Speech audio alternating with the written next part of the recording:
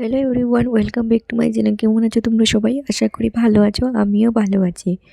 বন্ধুরা, আজকে নিয়ে এসেছি খুবই সাধারণ রেসিপি, কিন্তু বলবো একবার হলেও তোমরা এইভাবে ট্রাই করো। বন্ধুরা, ডিমের অমলেট তো সবাই বানিয়ে খাও, কিন্তু বলবো আজকে আমি যেভাবে বানাচ্ছি সেভাবে একবার বানিয়ে ট্রাই করবেন।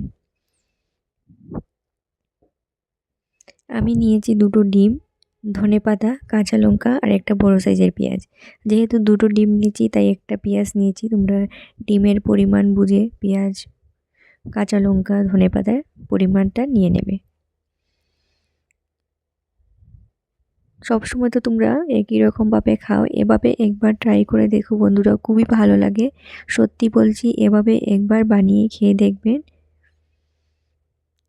আমি পেঁয়াজ, কাঁচা লঙ্কা সবগুলোকে কুচি করে কেটে নিচ্ছি। পুরো দেখবে বন্ধুরা কি কি আমি দিচ্ছি, স্কিপ করবে না, তাহলে বুঝতে পারবে না, তাহলে মনে হবে যে ঠিক নর্মালি যেভাবে বানাচ্ছি এভাবে। তারপর ধনে পাতাটাকে আমি ধুয়ে কুচি করে কেটে নিচ্ছি।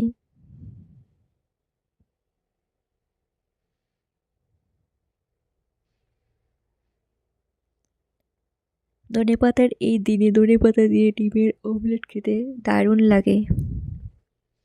ডিমগুলোকে আমি ভালোভাবে ময়লা পরিষ্কার করে নিয়েছি। এবার একটা বোল নিয়েছি, তার মধ্যে দিয়ে দিচ্ছি পেঁয়াজ আর কাঁচা লঙ্কা কুচি, দিয়ে পরিমাণ মতো লবণ দিয়ে আমি ভালোভাবে পেঁয়াজ আর কাঁচা লঙ্কাগুলিকে লবণ দিয়ে মেখে নিচ্ছি, যার ফলে পেঁয়াজ আর কাঁচা লঙ্কাগুলি অনেকটাই সফট হয়ে যাবে।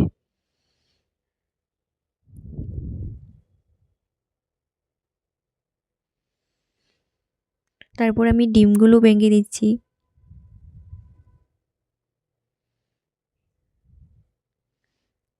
এবার দিয়ে দেব মশলা, পরিমাণ মতো হলুদের গুঁড়ো, পরিমাণ অল্প একটু লঙ্কা গুঁড়ো, যেহেতু আমি কাঁচা লঙ্কা দিয়েছি তাই লঙ্কা গুঁড়োটা কমিয়ে দিয়েছি, অল্প একটু জিরে গুঁড়ো আর ধনে পাতা কুচি দিয়ে একটা হ্যান্ড উইচের সাহায্যে ভালোভাবে মিক্সড করে নিচ্ছি।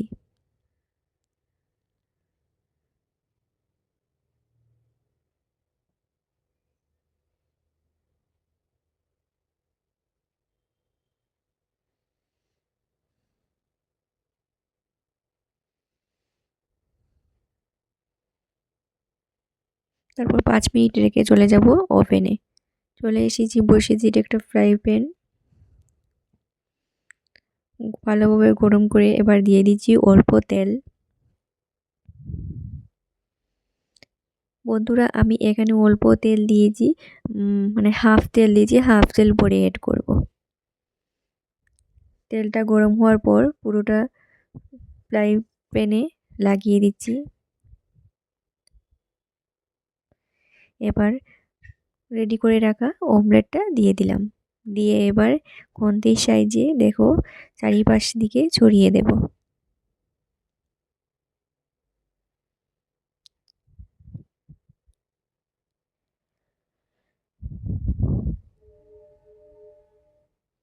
ঢেকে দেব 1 মিনিটের জন্য। বেশি সময় ঢাকা দেব না, মিডিয়াম আঁচে 1 মিনিটের জন্য ঢাকা দিয়ে দিলাম। 1 মিনিট পর দেখো কিছুটা নিচটা ভালোভাবে হয়ে গেছে, কিন্তু উপরটা হয়নি। এই টাইমে ডিমের অমলেটটাকে উল্টে দিতে হবে। দেখো এভাবে করলে কিন্তু ভেঙে যাওয়ার চান্সেস থাকে, তাই আরেকটা কিছু দিয়ে এই পাশে চাপা দিয়ে ধরবে, তারপর উল্টাবে, তাহলে দেখবে সুন্দরভাবে উল্টে গেছে, না হলে কিন্তু ভেঙে যায়।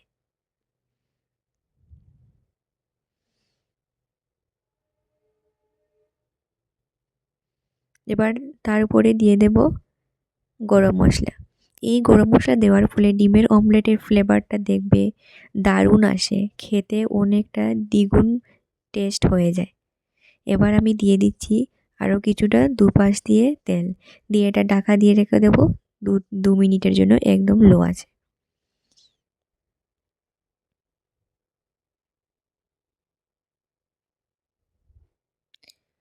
উল্টে আবারও ঢাকা দিয়ে দিলাম।